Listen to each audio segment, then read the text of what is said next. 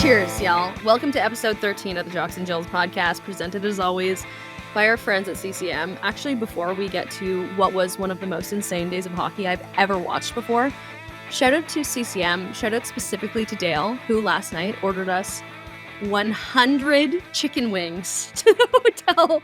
Well, at 12:30, and we took them all down. We absolutely did. Okay, now we get into the hockey. I have never experienced a day of hockey quite like that in real life in my life. Canada, of course, the gold medalists. Let's talk about the bronze game first. That went all the way to a shootout. It could have gone either way. Hirakoski logs over 30 minutes. Not surprised. Yeah, the book says 31. I think it was 37. Over. 37's close. I wouldn't say 30. I would say like 35-ish is what I was thinking. I don't have a voice. You are the voice of women's hockey. Kenzie Lalonde is here. If you're not watching on video, it's Julie Teixeira, Tessa Benum, and we also have Kenzie here with us, who deserves a break but still wanted to chill out with us tonight. So thank you so much. Of course. What will you remember most from that bronze medal game, guys? The fact that Czechia had that game put away twice, and Sani Ahola absolutely said, nah, not today. Completely shutting the door on them. And I feel really bad for Czechia because I'm a very big fan of their team and obviously their coach and Carla McLeod. And I thought they played their hearts out, but I don't want to say I'm glad. I'm okay with Finland winning that because it just adds more fuel to the fire to this rivalry that has just grown and flourished between these two teams. And I saw Michelle Karvinen before that game. She was walking into the rink and I walked alongside her and I was like, big opportunity for you guys, a little revenge. And she's like, we are so happy to be here. We're not going to let this one slip. And I remember being like, whoa, I hadn't heard that kind of like enthusiasm in a while. And I thought that was one of the best games Finland played all tournament. I mean, outside of probably equal to the game they played against the U.S. in the preliminary rounds. 5-3, gave them a run for the money. I think that was when USA got tested the most. Of course, Canada's prelim, but then it was that Finn game. Yeah, it was overtime. It was Michelle Karvinen a breakaway. Oh couldn't put it home. Like threw her stick when she got back to the bench. You could see it. She was so frustrated. And then Blinkova the other way, couldn't put it home, and then had another chance. It just kept getting better. Like, how often does that happen? And then it went to a shootout, and by the time I went to the shootout, I just threw my notes. I'm like, this is happening. It's happening. And what a finish. And it was challenging to see Klara Pastorova, the goaltender for Czechia. But what I found the big takeaway in that moment, seeing her so emotional, so frustrated, Carla McLeod went up to her and was smiling, all smiles, and just gave her the hug. Like, she played outstanding. It was a battle of goaltending. And 47 saves. 47 saves for her in that game. And that's not even counting the ones she made in the shootout. So, and I think, for a goalie like that who didn't get to play last year when they won bronze, she wanted it to be her net. She played her face off and it was her net. And so I hope Carla's hope was that she didn't feel like she let her team down. If anything, she let her know, like, you did everything you could to give your team the opportunity. And I think that was probably the message of the smile. Yeah. Like, you did it. They performed. It was beautiful, guys. I keep saying I want to put like slow-mo of today's action to a symphony, to like a Mozart song. Yes. And just live through the hits and the cry. Yes, it was hard.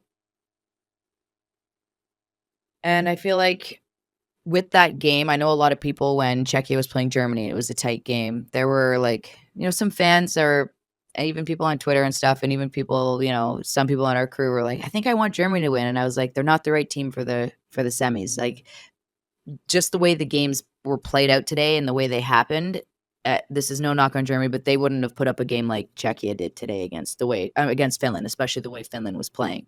So the four teams that should have an opportunity to win the medal at this tournament were the proper four teams in those games, as far as I'm concerned. Are we ready to move on to the gold medal game? Oh my gosh. I'm still Heart sweating. rates are I'm still still a $1.80. sweating. What was that? The storyline changed like 100 times during that game. Yeah. At first, it was Layla Edwards, her mom, the best mom. I've seen a lot of good mom reaction shots. That was the best mom reaction shot I've ever seen. And I got to show it to her between periods. She was like, thank you so much for showing me that. It was the cutest thing in the world. And then the story was welcome to the party, Poulin. You've woken up 2 goals in that game. The way she does, Captain Clutch. And then it was a story going to be Hillary Knight because she was a little too quiet during that game. And then she got a goal, of course. And then it ends up being Serdachny in overtime. A new hero. We have a new golden hero in overtime, and it's Daniel Serdachny. It was incredible. Like, Edwards scored, and then I feel like Canada was like, okay, we raise you, Julia Gosling. Yeah. And then she tied it up. Like, it She's was awesome, too. very cool. Man, great player. Like, I think she's going to be a force out there. Insane shot as well. Yeah. I want her to declare for the draft. I know they're not sure. Ooh. I know she could go back for a 5th year. Listen, I had fun at university, but I don't know. I just feel like the league is better off with her, and sure, if you're not done your degree or anything, absolutely go back. Or if you feel like you've got unfinished business and you think your team can go the distance, do it. But like, the PWHL is a party, and I don't know. She would tear it up. Yeah, She'd be incredible. That's it. It would be, and like, I would be excited to see her play all of the time in that league, as opposed to trying to find her games online. Just me. But about the gold medal game, we had talked about, and you as well through this entire tournament and all of our pregame shows and stuff, that Poulin came in. We didn't know what percentage she was at, but I'm going to assume 75. And how that top line, we felt like they were just really struggling to find their footing. Pooh seemed frustrated throughout the tournament, probably because like she comes alive for this tournament, and like her name is everywhere for all the right reasons at this tournament. And when she stepped on the ice for warm-ups, I had literally looked at the ladies on the desk, Megan Bozak and Sammy Jo Small, and I was like, look at her demeanor. I know. It changed, and she was like, had this determined look in her eye, and she started the game, and I was like, that's interesting that they're starting with her line. I would have started Malte and Spooner and Nursey 100%, or I would have started my young kids just to give them that little boost of confidence. You know what I mean? Mm-hmm. Your job's to go out there and set the precedent. But I was like, interesting. Pooh's line, okay. And then their first shift was fantastic. Pooh got a really good chance right off the bat, and I was like, she isn't feeling a damn thing right now. No matter what hurts, this girl is on fire, and this is her game.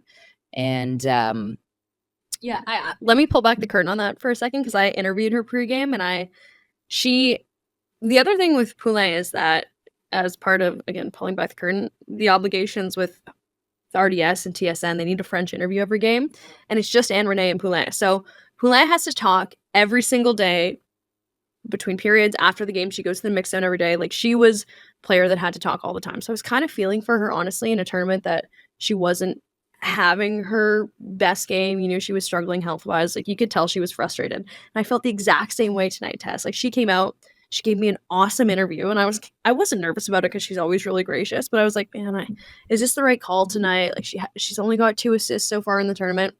Right in the moment she stepped on that ice, she was in the zone. Yeah. And I think the symbolism of her second goal, like challenging Frankel's pad, the first swing, 2, 3, 4, and then bat at home, was just symbolic. She was not giving up today. No. And like, the fact that she was in the box when Niter scored that power play goal, the look on her face that we showed on air, it's funny because in between the second and the third, I was texting with Cassie. You hear me? We were talking to Cass before coming on, and Cassie said, because I was like, Pooh's a woman possessed. Like, this isn't any part of what she was for the first part of the tournament. She was like, no, Pooh's gonna have another one. You just watch. Sure enough, Pooh scores. Cassie calls it, and I remember thinking, because she did an interview with you talking about losing the last Worlds in Brampton, right? And I honestly, that question, I was like, she might shut me down here. She might just say we're worried about the present. She bit there. 100%. And she said, like,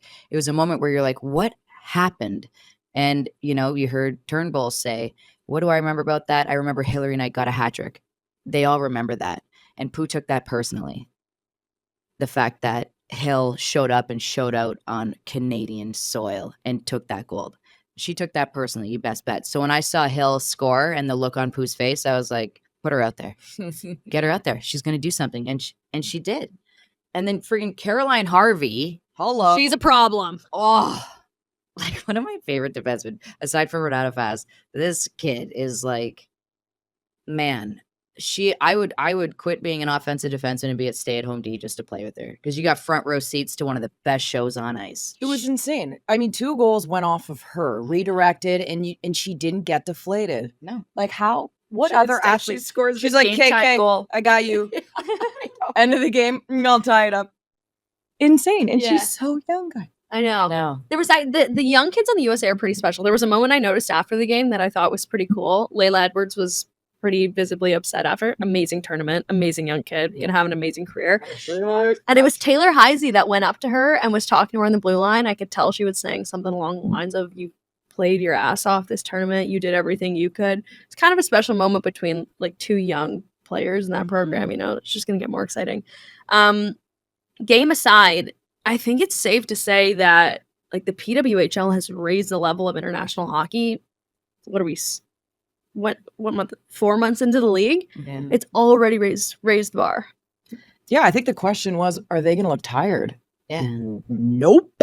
Nobody did. Nobody did. That was the best hockey I've ever been a part of and I've ever seen. It's like we had split them all up, and everyone was just so excited to get back together. Do you know what I mean? Yeah. I guess the young kids on the American side, it wasn't really a big thing, but for the Canadians, you could tell they were all so jazzed to be back together. You did a Taylor Swift thing and what era or whatever, and Bourbonnais said we're in our love era because we Love her. yeah, whatever, love her era. Because we're all back together and we're just so happy about it. And I was like, that's cool. Like Yeah. that's a dressing room thing, and that's already an edge. Like that's something that not every locker room might have, and you need those in those big, heavy, stressful moments.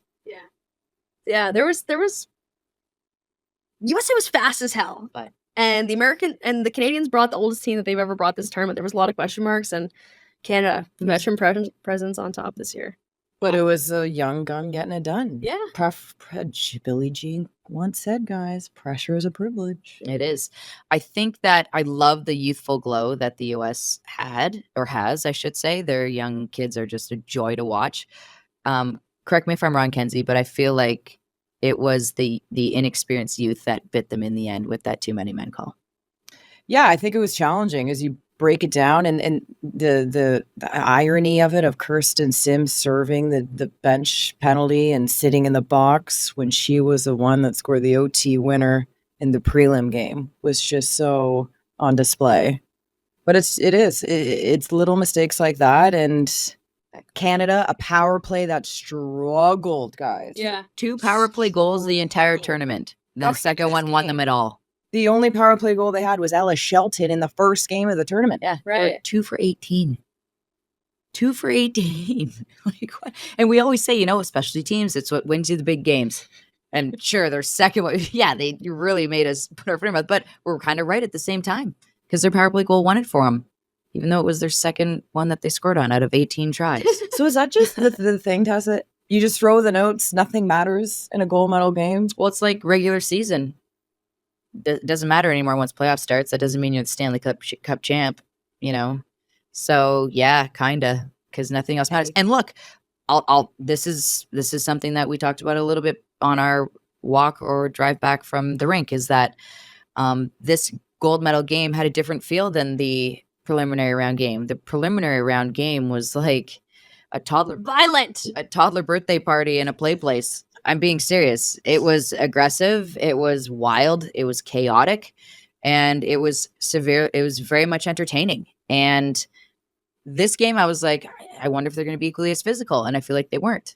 I don't know if they were talked to before the game by the referees or what, but they weren't. And I felt like that was a disadvantage for USA because Abby Murphy wasn't the Abby Murphy that I wanted to see in that gold medal game. I kept saying the US needs regular Abby Murphy. I don't want a well-behaved Abby Murphy. Yeah. Don't give me that. She's my favorite player. Take the leash off. Let her run. And I feel like there obviously must have been some kind of conversation because neither team really had any of what they had in the preliminary round game. I think the goal scoring took over. Everyone was Right. so offensively minded as the game went on, where it was just like, get the puck on net. Yeah. And it's wild because both goalies were killing it all tournament. All of a sudden there's like that's the thing though. 5 Like, goals when do they aside. ever play back-to-backs? And then every single year in this specific instance, they play the back-to-back every year, and every single year it seems to be the same kind of thing that happens between the pipes. This is like a personal vendetta, and I don't want to get on a whole rant about it, but This is the fourth time Team Canada has lost the prelim game that has won gold.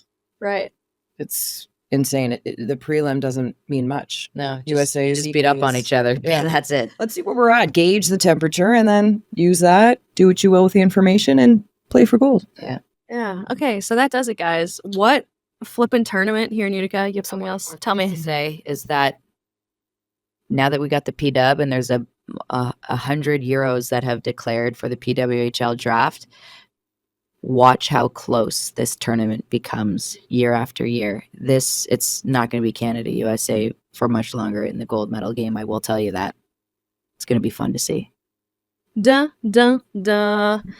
And with that, guys, let's get to our player interview this week, presented by Nobis. I'm so happy we did this. I love this interview. She's so sweet. Yeah. And we're proud of you. You played so good and man. proud of you and your team. So Here she is, guys. It's Tereza Vanišová. Oh, I love her. I can't wait.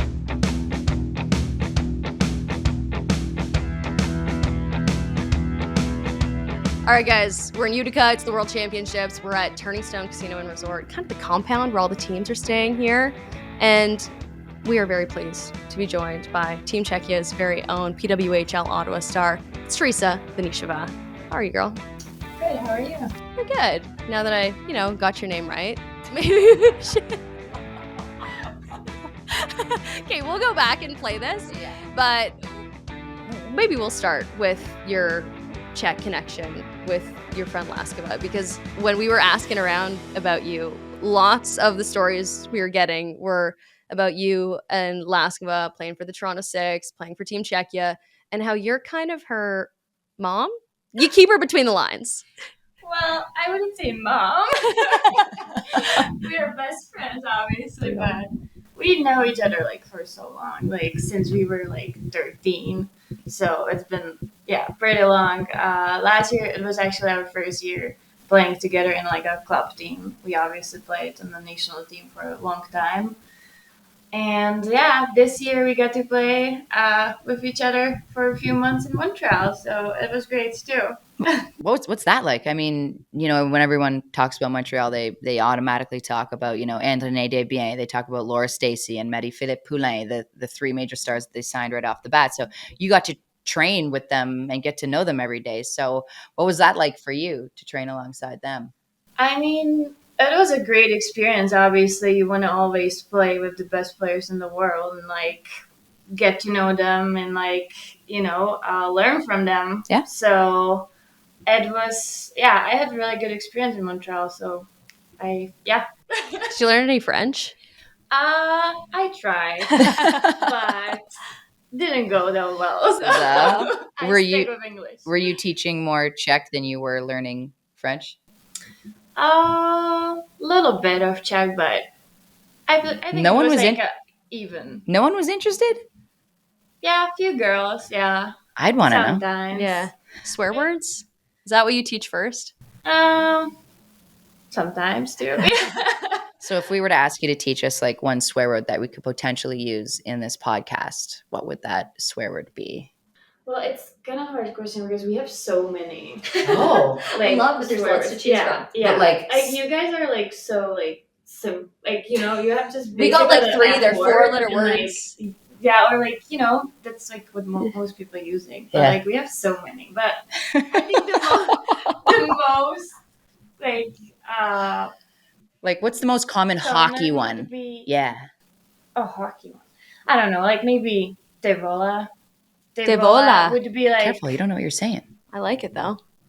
Sounds like Devil Girl. I can't even translate it though because it's just a slang. Okay. thing. There's no really. So can you use it in a? Well, I guess can you It's use it in a when- sentence? Yeah. We wouldn't even know what the sentence is. So if let's say if I dumped the puck in, or I went to go shoot it on net, and I totally went wide and I missed, and it's a breakout pass for the other team, would I go "Tevola"? Was that what I would say? Yeah, Okay. yeah, you could use that this way. I like Alright. it. So you got to be with your buddy for a little bit in Montreal, and then we haven't had a player on the Jocks and Jills podcast yet that's been traded. Oh yeah. So will you tell us a little bit? Yeah. I'm sorry. Can you tell us about the experience? Like, what was it like? Did you see it coming at all? Who called you? Oh, it was actually crazy. I mean, it was very unexpected, and like nobody really gave me any like heads up. Like, we were coming from the trip from Pittsburgh. We came home, and like it's kind of like tired, so you come home, so you're like, oh, now you can get dressed and stuff like this. Well, no, I didn't get arrested that night for sure. So there was like the day it was the deadline for the last trades, Right. and we were actually it's like I remember still the exact moment, and like we were talking like nobody got actually traded. There were no trades. And I'm like, oh yeah, that's perfect. Like, we all stay stuff like this. Meanwhile. And then my agent texted me or we actually saw on the social media that there might be trade, or there is something between Montreal and Ottawa trade going on. And we were like, oh my God, who could get traded? Like, even at this point, I was like, no. Not me. That's not me. Yeah. Sucks for them. Like, I really didn't think like I would get traded for some reason. I don't know. So yeah, and then my agent just texted me like a few minutes after that, saying, "Oh, T, I think you're getting traded to Ottawa," and I'm like, "What?" And at first, like I kind of thought like he's like joking or something, Yeah. But then I'm like, "Oh, he wouldn't probably joke about that." He's my agent. It's a bad joke. That would be a really bad joke. Devola. Yeah. Right? Yeah. Nice. So yeah, it was like shocking. Yeah, but Did it make it less, obviously, you're splitting ways with your bestie, and last go by that you guys were living together, whatever, you thought you were going to have a really cool season in Montreal together. But did it make it less of a blow, the fact that Carla's the coach there and it's someone that you're incredibly comfortable with, that she's going to bring you into a very good situation and make sure you're getting the most out of your time in Ottawa? no, yeah, for sure. Like Ottawa is probably the only team I would want to be traded. You know what I Okay. mean? Like, Yeah. that was like, if I could choose, if I would have to be traded and I could choose, I would choose Ottawa. So that was like a positive side, and obviously my two teammates are there, so like I'm not gonna be like I knew I'm not gonna be coming like to completely new group. Yeah. But yeah, there's a lot of positives about that, but I liked Montreal, so it was sad to be leaving for sure. So who do you live with now? So right now I'm actually kind of homeless. Can someone take her in? Oh my gosh. I have a lot of stuff here in the casino. Do you? Yeah, 'Cause, because I'm like kind of like You've only played a couple games with Ottawa, like 2, right? yeah, but I stayed at the hotel. Okay. So now we actually have a place. There was another girl who got traded from Boston, Cheyenne Darkangelo. Yep. So we're gonna live together in the Airbnb apartment. I haven't been there yet, Right. obviously, so She's breaking it in for Yeah. you. Okay. Nice. I'm gonna move in after the World Championship. Nice. Okay, cool. So let's go all the way back. We started with a Czechia teammate, but we usually start these podcasts asking players how they got started in hockey. And you're actually our first European player that we've had on. So we kind of all started on backyard rinks. Lots of people have older brothers. Is it a similar story for you? Yeah. I had an older brother who played hockey. He's 5 years older than me. And yeah, I basically just wanted to play and wanted to be like him. Yeah. So yeah, I started and I wasn't really good actually. And like I don't think my parents like were thinking like it's gonna last. You Right. know? They were more like, okay, so like she can skate around and like just have a little bit of fun. Cute for now, kind of thing. Yeah, but I don't think they would ever think like, oh, she's gonna play internationally or something, you know? Right. Boy, did you prove them wrong. Yeah, seriously. Were there girls' leagues for you to play in? Where, like, when you came up, were you playing all boys? Like, Yeah, oh boys, like Were you the There's only girl? no- Yeah, I actually was growing up like with boys pretty much the whole time. Like there was no. I don't think I ever played with a girl. Maybe later when I was like 18, there was like another girl playing with me, but at this like yeah, most of the time I played by myself as a girl. 18 playing with boys is pretty old. Oh yeah. I played till 18, 19 because I stayed at home to finish my high school, and then I left to Canada for like a prep school and then to college. But yeah, like there was not that many girls playing hockey at all, so like it was very rare. Did you, when you came over for prep school, like how much English did you know? How were you this good in English when you first came Oh. over? No. Did you know any of our swear words? Yeah, I knew this word. Okay, all right, yeah. Because you guys just have a few. Yeah, we only have Not five, enough. yeah. Yeah. No, but We're basic. no, I didn't speak really good English, and that was actually like the main reason why I was going for prep school, because I needed to learn more English for college. And yeah, like we been learning in high school, like English in high school, but we learn British English, which is also different, and like I don't think they teach us right. Well, the way we speak, Yeah. English is a really hard language. I feel 'cause- this way about French though, because I took French immersion in school. So I learned European French. Did you? But here they speak Quebecois. And I'm like, I don't speak whatever language that is. Right. But it's different. But you know, like you don't get to speak much, or at least I didn't get to speak much. Mm. You know, Right. I was always good with grammar and spelling words and all these things, but like you don't get to speak. So like when you come, Like conversational. Yeah, Yeah, yeah. less conversational. which is like kind of dumb. Yeah. So who were your hockey heroes growing up? Yager. Yeah. Boys, I think. Yeah. Was it like Was it Yager? Yager? Well, I guess so. When I was like really little, Yeah. like he was really like he was big at that time for sure. I never really had like a woman hockey player idol or anything. No. Because like it wasn't really a thing. And my brother, I was always looking up to him. That's But cool. yeah, that's pretty much it. So now, I guess, so you had Thomas Pacina take over your program to really help get you guys going. And I believed he helped you. That was back in 2021. Was it? Yeah. Calgary Bubble. And we were like, wow, look at this Czech team control the play. They always want the puck. They're a possession team. This is really cool. And Carla was actually working with us on the panel covering you guys.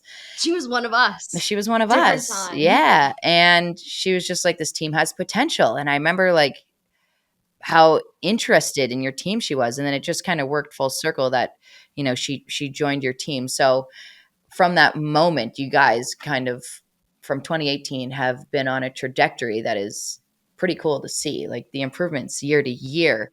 What was or what is the difference from, I shouldn't say, what was the difference from pre-Thomas Pacina and Carla McLeod to now Thomas into Carla? Like, what was it that absolutely changed your team on a dime like that? Because it was unbelievable to see when you guys walked into that tournament. I remember being like, holy crow, how does this happen in a awesome. year? Yeah, it was really cool.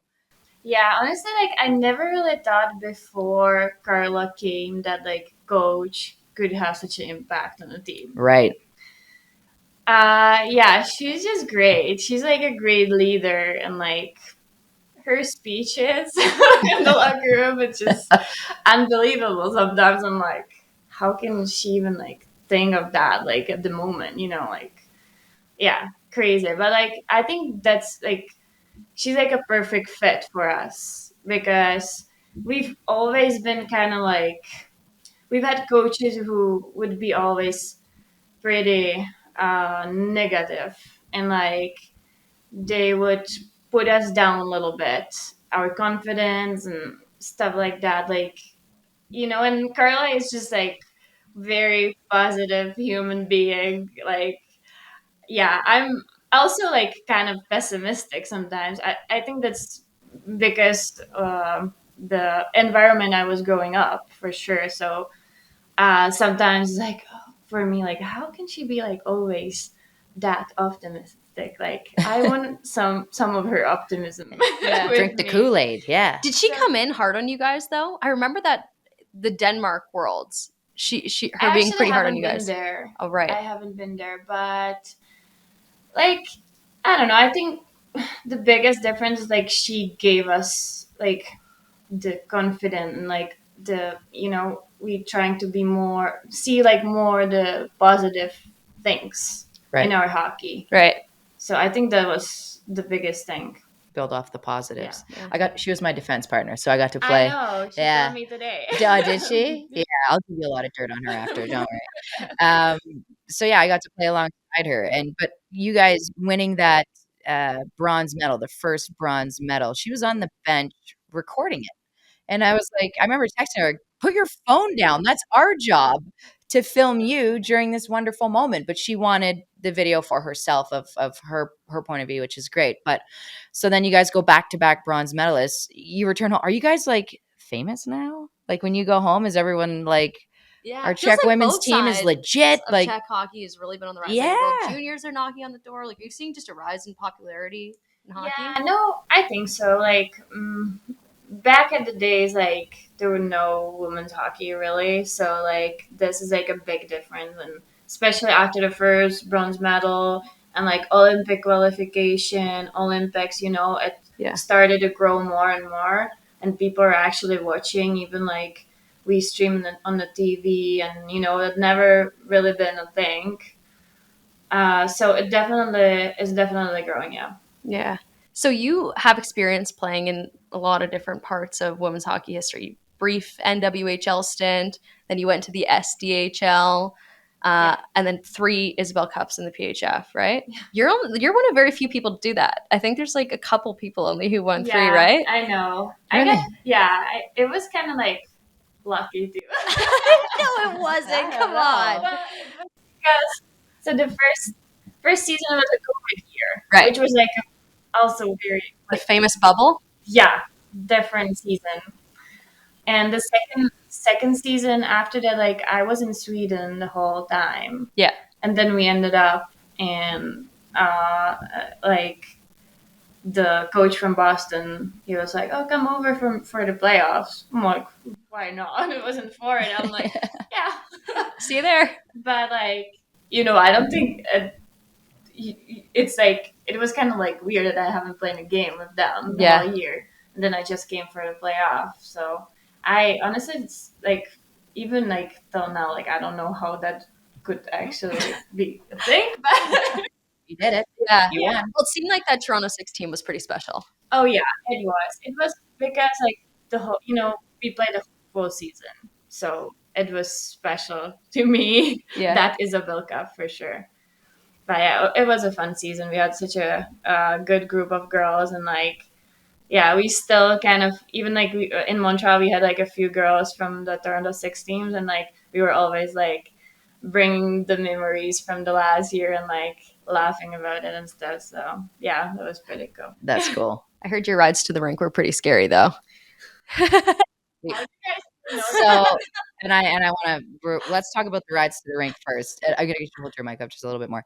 Let's talk about your rides to the rink first, and then after that, we have to explain what you were doing in Barrie. So you were living in Barrie, and you would drive from Barrie to North York. Is that correct? Yes. Which is about if we were driving, it would be an hour. Yeah. And how quickly would you guys make it there? Usually with Scova driving. Yeah. We heard it was like 35 minutes sometimes. Like we heard it was crazy fast. Is she like a race? Is she a race car driver at heart? Last one? Yeah. No, he was driving. Like for me, like I think we both maybe actually like fast drivers. But the thing, like you guys have like highways where you can go 110. Yeah. And Loosely? and we usually have like 130. Oh. See, that's what I'm it's just talking like, about. Yeah. It feels just so slow when you go like 110. Like it takes forever. Yeah. But Fair enough. It takes forever. You got to get to hockey. in Austria or Germany, They have like no The speed Autobahn. limit, which Mm. is Crazy. Yeah. but great. at But the same great. time. So you Yeah, guys. what were you doing? So you were living in Barrie. Were you helping? You were helping coach, correct? Yeah, we were like assistant coaches. We both went there for the prep school. So Right. Cool. And then there was an incident that took place that year where I believe the whole school got bed bugs. And No. is that true? And everyone had to move to. They moved it to Florida or something. This is what I heard. Or they moved everyone out, and then you guys were like, "We don't have anywhere to stay." No, it wasn't bed bugs, but Oh, okay, it yeah, wasn't bed bugs. it was like a problem with a living situation. Like there was something like the school wasn't legal or something. Like Technicalities. yeah, yeah, Yeah. I don't even know like how to explain it in English. So Okay. yeah. So then you were left homeless. No bed bugs, though. That's way Basically. better. Yeah, basically we had to. That was also crazy because like yeah, we found out we have to move out and like obviously in the middle of the season, you know. Yeah. So you're like, oh, so where do we gonna go?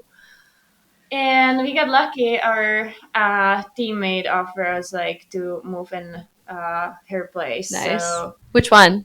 Emma Woods. Okay, Oh, nice. Yeah, and Emma Greco. They lived together, and Emma Woods was also living in her girlfriend's place a lot. So she wasn't staying there that much, and so we moved instead of her. Nice. Basically.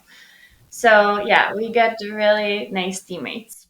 Yeah. Anyway, I don't know what we would do, but That's it was great. crazy times. Yeah. So Every season is pretty like crazy Yeah. to me. Like last, yeah. yeah, Honestly. that's what I mean. Like you've been a part of almost every chapter of the pro game recently. Yeah. It's a journey. You're a true. She's a true pioneer. Yeah. So let's talk about this Worlds because we're nearing into the finish here. You guys have punched your ticket to the semifinal. You'll be playing Canada. Is that like a matchup that you welcome? Are these the games that you guys get up for? That because I don't know how Carla coaches you in your own locker room, but like I know it's very positive. I know it's belief worthy. I know it's like she wants to make you the best player that you want to be. But now you're coming up against Canada, and I mean, you saw the game between Canada and the U.S., and that was a wild game. And when you guys first played them in the preliminary round, you guys were penalized quite a bit for playing equally as physical as Canada and the USA went at it. So one, that must have been incredibly frustrating. And two, are you like, I'm assuming you're going to come out just as hard in this semifinal, I would hope. Yeah, for sure. I mean, we're going to try our best. Yeah.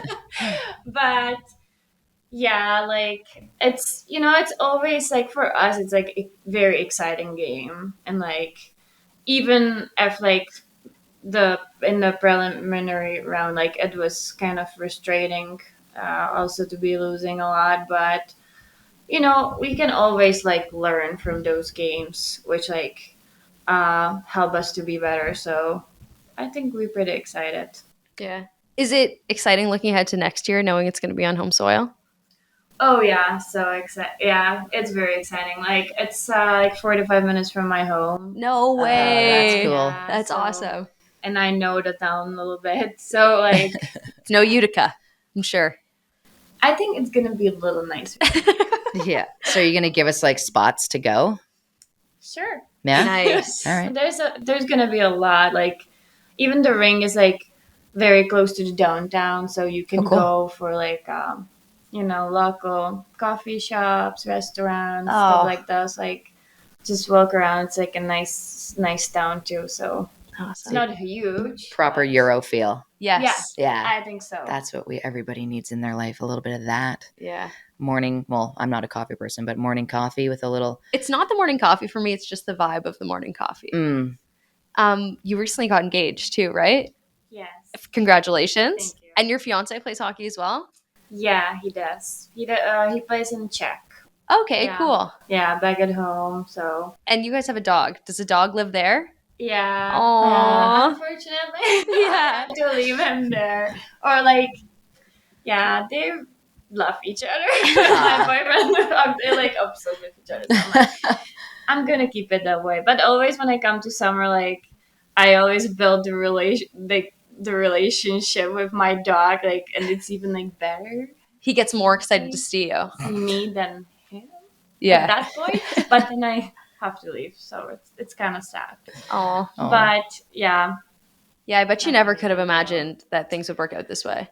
yeah. Well, like if I would bring the dog here, like I don't think it would be very good for him. You're on the No, road. I don't know. Yeah, A lot of traveling, and like then like he would have to stay at the like people, you know. Like, Yeah. I don't know. And my boyfriend lives like a 1 hour or something from my parents, so my parents.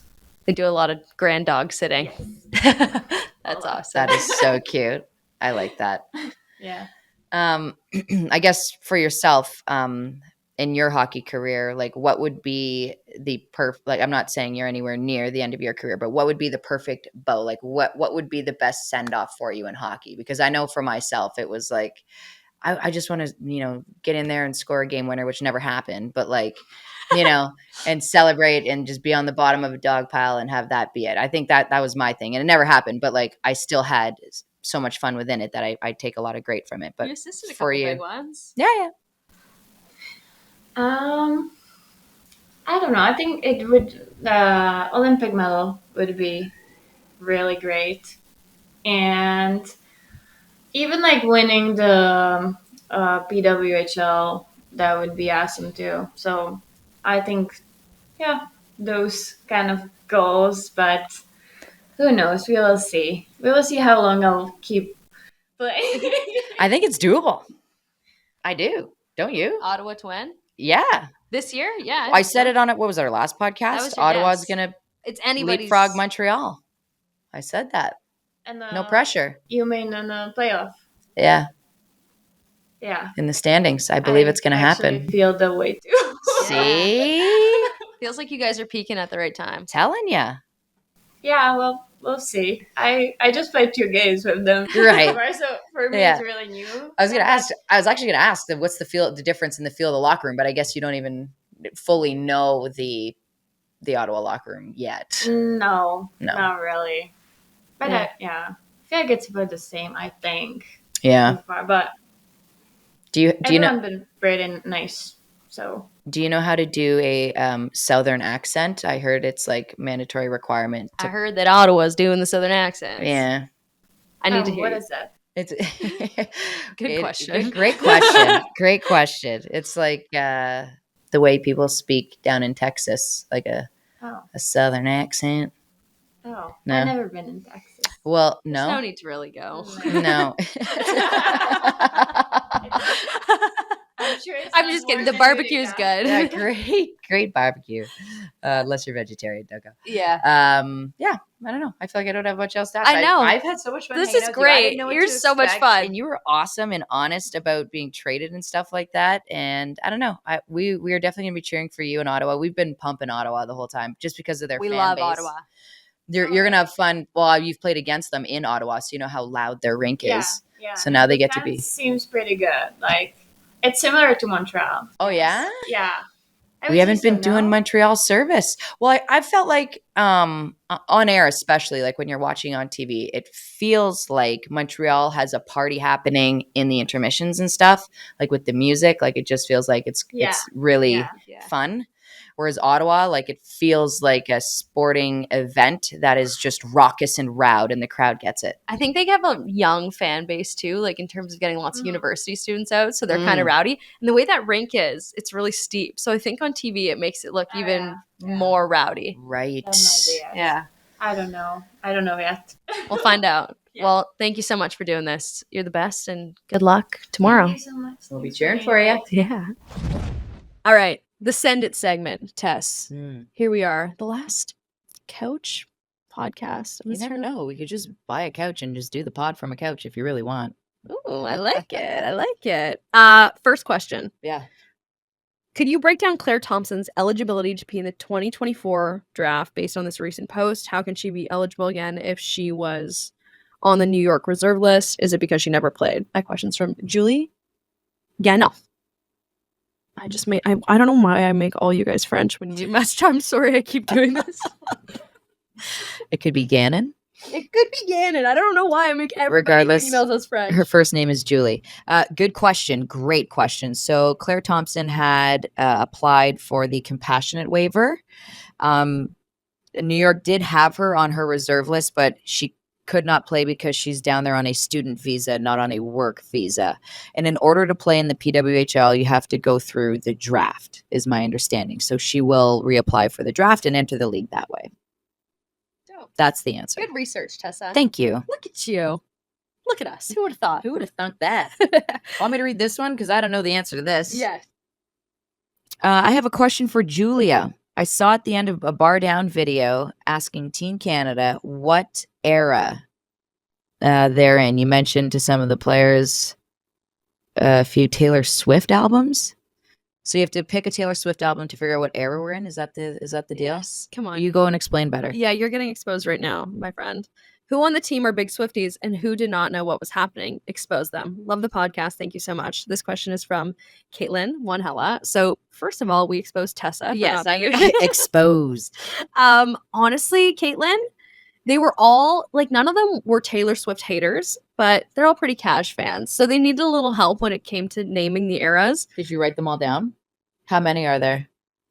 It's all the Taylor Swift albums. Oh, So, like Emma knew them all. Jamie Bourbonnais obviously knew them all. Most of them knew like Fearless, Reputation, Red, but they needed a little bit of help. So I'm not gonna name any names because nobody was a hater, but you could tell from that video who's in and who's like kind of in, knows all too well and knows you belong with me type of thing. That's you. yeah. I was just gonna say I'm a radio listener. Yeah, you know the big ones. But I'm a huge supporter. I like Taylor Swift. I love what she stands for. I love how she empowers women. I love that she had Stephen A. Smith talk about it on First Take. He's like, "Can I just say something? I went to a Taylor Swift concert with my daughter," and he was like, "I did not sit down for 3 hours." He's like, "I'm tired," and it's like, that's so awesome. You know what I mean? I don't know. I love Taylor. There were She's- some Taylor sing-alongs here in Utica this week. yeah. There's Taylor sing-alongs everywhere. Let's Yeah. be real. And if you're not singing out loud, you're definitely humming it under your breath. But My favorite sing-along of the week, though, before we wrap up tonight, do you know what I'm going to say? no. Oh, because Tessa's on the air when this happens. It's during intermission. I do my little interview and then I go buzz around. Take Me Home, Country Roads. I'll post it on our account tonight, but it was a whole sing-along. Everybody had their phone lights out. Utica, the people here are so nice. I want to wrap the podcast by saying that. People in Utica are so nice. Yeah. And it's definitely a hockey town. 100% a hockey town, and they have good food here as well. Shout out to Golden's.